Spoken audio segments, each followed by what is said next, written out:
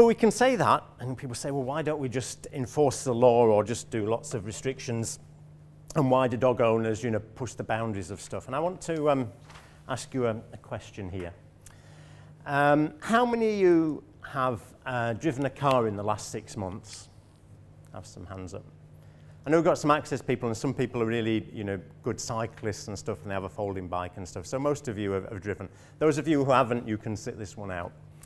How many of you in that time then have never exceeded the speed limit? Yeah, that's okay. That you don't need to be embarrassed about. Good for you. Absolutely good for you. I'm just doing my maths here, and so that's probably about, yeah, about 5%. Oops. Let's do another one. Isn't it interesting? We're asking people to be honest about being good, and people are all a little bit nervous. Interesting. So let's go to the other end of the argument and say, okay, how many of you know that actually speed limits are imposed by fascists in the transport department of the council just to get in the way of your day-to-day life, and they're just unduly risk-averse? Yeah, you know that department, don't you? And actually you've got anti-lock brakes and you're a really good driver, so you can most of the time ignore speed limits because you're unlikely to get caught and you've got a really busy life. Anybody like that? Oh, good man! I like this group. Oh, very good, very good. You might be being a bit cheeky looking at your face, but we know there are people out there like that. But we've still only got 10%, which is interesting. So how many people in here then know what the speed limits are, but sometimes we choose to go faster even we know that that's breaking the law? Okay. I thought it was such a law-abiding place, Glenn Morgan, God-fearing, all this sort of thing. But you know, you're all pretty normal. And why I make this point is that when we apply sort of psychology to what people do and where they go, be it whether they've got dogs or driving or whatever, we've got kind of 3 groups of people. We've got our angels, and you could just sit there and polish your halo. That you can have extra lunch and all that, and you just be proud. We've got people who are devils. Yeah, there you are. I've never seen such a smiley devil in my life, but there you go. But you know, there's people, whether they've got a dog, whether they've got a car, whether they've got a farm, whether they've got a house, whatever it is, some people who are just going to stick 2 fingers up at authority and rules because they're selfish or that's just how they are. And then we've got a group of people like us who I like to term fallen angels. Because, you know, we're not bad people. And yet we've all, in terms of driving, we've all read the booklet. Some of you are so young that you'll actually have had to take the 2-part test and stuff. But we've all sort of read the highway code, and we've all had a test, and yet we still do what we've been told not to. And actually, when we look at society, we can do a kind of graph like this, that you know, the majority of people are in here who are not bad people, and actually if we help them do the right thing or give them good explanations, are open to persuasion.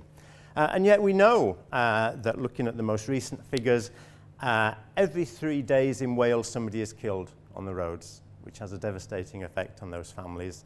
And police will tell you that actually speed is a common factor in those.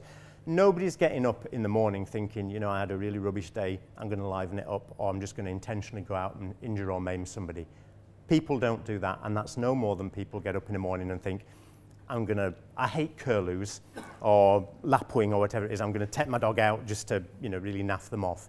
No more so than people go out and think, actually, wouldn't it be a laugh to just, you know, kill some sheep? There may be some odd people, you know, we know there's people who go out lamping and do all sorts of other things in the countryside, but actually the middle group of people just want hassle-free dog walks just as much as you want to get from A to B without having problems. But just saying, oh, we should do a leaflet, and well, we've all read the driving leaflet, the highway code, and we still actually make decisions that don't always comply with that. But what I'm making the point is actually, and there's 2 L's in fallen, I'm a boy, I can't multitask and write and speak, is that actually we'll have some people who will always do what we want. There's a group of people who will probably only ever change by taking legal action against them.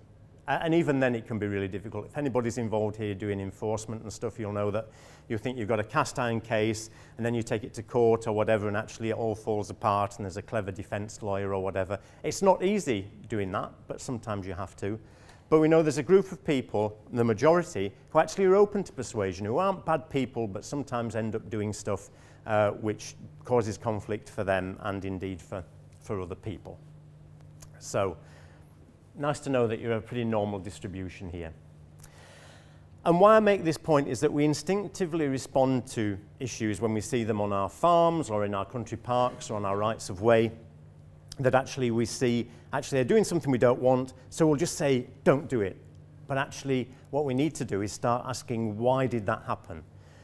Because was it that they intentionally went out to chase sheep, or was it because they didn't know where else to go, or maybe our signage isn't clear, or maybe they were given some conflicting information between the Tourist Information Office and the access team, or whatever it may be. So we need to ask why, because knowing why people do behaviours is actually the key to actually getting them to change what they do. And actually there's a theory that underpins a lot of the projects that I'll show you. There's actually saying, why do people do what they do? And this model is used quite extensively in health promotion, whether it's trying to get people to stop smoking or promote safer sex practices or whatever it may be, because we're all quite complex, we fallen angels. And what it's actually saying is that actually whatever it is, whether it's stopping smoking or whether it's putting your dog on a lead at certain places, is influenced mainly by three particular bits of stuff.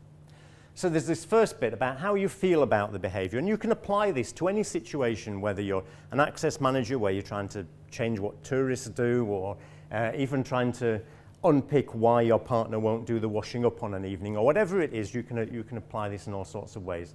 So the first thing is what somebody believes about a particular behavior, whether it's keeping the dog on a lead, or whether it's about doing the washing up, or whatever it may be.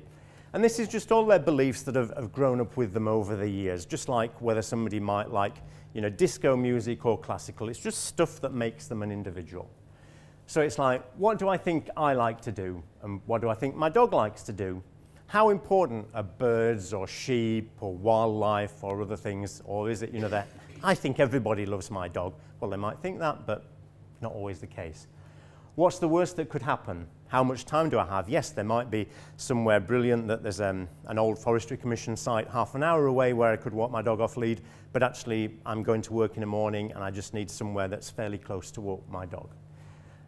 Does it matter? Do I believe that when you say bird's nest on the ground, do I actually believe that? Have I ever seen them? I've never seen my dog come back with a curlew in its mouth, so maybe it's not a problem. And yet we know that that's not always the case. And then there's this stuff, how other people judge you, because we're pretty much a social species, we humans. This is what you might call peer pressure as well. So how do other people judge you? So actually, if I go on here and my dog's on or off lead, how will other people I care about judge me? And often that's your peer group, so other dog owners. Because in some cases where people have had their dogs on the lead, other people have said, oh, your poor dog, oh, it doesn't get to run, and this, stuff a load of guilt on them, even though they're trying to do the right thing. What does everybody else do? And we know that dog owners look, it's like, oh, is everybody else doing this or that? Well, that must be okay for me.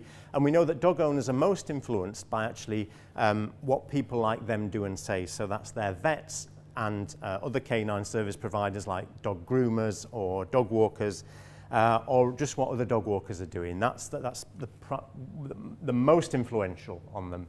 Will anybody else see if I don't pick up? How will other people react if I do X, Y, Z? So there's this stuff about, we might have this intention to do this, but we're influenced by what other people do.